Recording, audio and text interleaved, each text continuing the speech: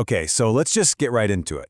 We're going on a hunt today. A hunt for the single most efficient, highest return online business you can possibly start in 2026. And look, forget everything you've heard about hustle culture. Just for a minute. Today we're looking for the smartest, not the hardest path forward. I know. It's a crazy question, right? We're always told you have to grind 24/7 to make it. But what if that's just wrong? What if the real secret isn't about working harder, but about working smarter on the right thing? So for our purposes here, let's redefine what we mean by lazy.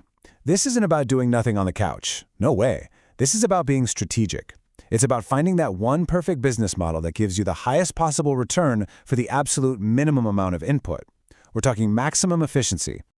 Okay, so to find our champion, we've got to have some rules, right? We need a system. So we're going to take 5 of the most popular online business models out there and judge them against 5 very specific criteria to see who really comes out on top. And these are the 5 pillars we're going to use. First up, upfront capital. How much cash do you need just to get the doors open? Second, and this one's huge, scalability. Can you make more money without having to work more hours? Third, fulfillment. Okay, someone buys your thing, now what? How much of a pain is it to actually deliver? Fourth, risk. What are the odds you're going to lose your shirt on this? And finally, difficulty. How complicated is this? Do you need to be some kind of genius to make it work? All right, let the games begin. It's time for the knockout round. We're about to put some of the biggest names in the online business world to the test. Let's see who gets knocked out first. First up to the plate, the one you've definitely seen all over social media, dropshipping. The dream of running a huge e-commerce store without ever touching a single product. And yeah, the promise is super appealing, but the reality in 2026 is a totally different ballgame. When we put it up against our rules, it scores as high risk and hard difficulty. The simple truth is, the golden age of easy dropshipping is, well, it's over. And here's exactly why. You have to burn through so much money on ads just to find one product that actually sells. You have zero control over shipping, which is a nightmare, or if your product is even in stock. Plus, with all the new international tariffs and regulations, the whole thing is just way too unstable for a beginner. It's a tough game. Okay, contender number 2, entering the ring, the social media marketing agency, or SMMA. This is a classic starting point for so many people, offering services to businesses in your area. Now, the promise is that it's super low risk to get started, and honestly, that part's true. But the 2026 reality reveals a massive problem. It has incredibly low scalability. You just hit a wall, and you hit it fast. And here's why it completely fails our lazy test. The only way to grow is to hire more people, which just adds a ton of complexity. See, more clients means more employees, more meetings, more headaches, and just constant pressure. Your income is directly tied to how many people you can manage. That's a job, not a lazy business. All right, let's talk about the tech world's darling, software as a service, or SaaS. Think subscription software like Spotify or pretty much any app you pay for monthly. The promise? The rewards are absolutely massive. The potential is through the roof. But the reality is a completely brutal barrier to entry. We're talking very, very high risk and extremely hard difficulty. This is not for the faint of heart. And let's be crystal clear about why this isn't our winner. You need a huge amount of money. We're talking $250,000 minimum just to get off the ground. You also need some serious technical skills. For a beginner, it's pretty much a non-starter. Next. Okay, our final contender in this knockout round is affiliate marketing. You know the deal. Earning a commission for promoting someone else's products. Sounds easy, right?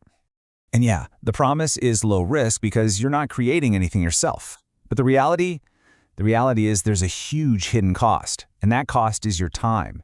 To make this work, you have to build a giant audience, which makes it surprisingly hard and not very scalable. So here's the fundamental issue. To have any real success, you have to become a content creation machine.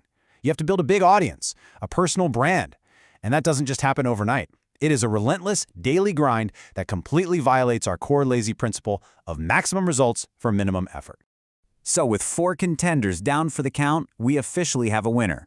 The one business model that sailed through all of our tests. The undisputed smartest, most efficient opportunity for 2026.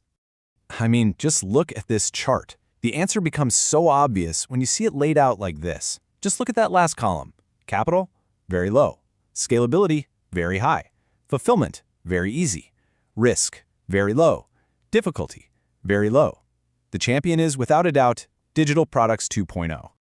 And this quote, this right here, perfectly captures the magic. This is the entire secret. It's the core of what true scalability means. You do the hard work one time, upfront, and then you can sell that exact same thing over and over and over again thousands of times with almost zero extra effort. But wait, I know what you're thinking. Digital products have been around for years. What's new? And you're totally right. But what makes this 2.0 is a handful of very recent game changers that have completely flipped the script on how this is done. This shows the shift perfectly. The old way was a total grind. It took months of research and, expensive custom coding to get anything built. But the new way? You can literally use AI to research and write your product in minutes.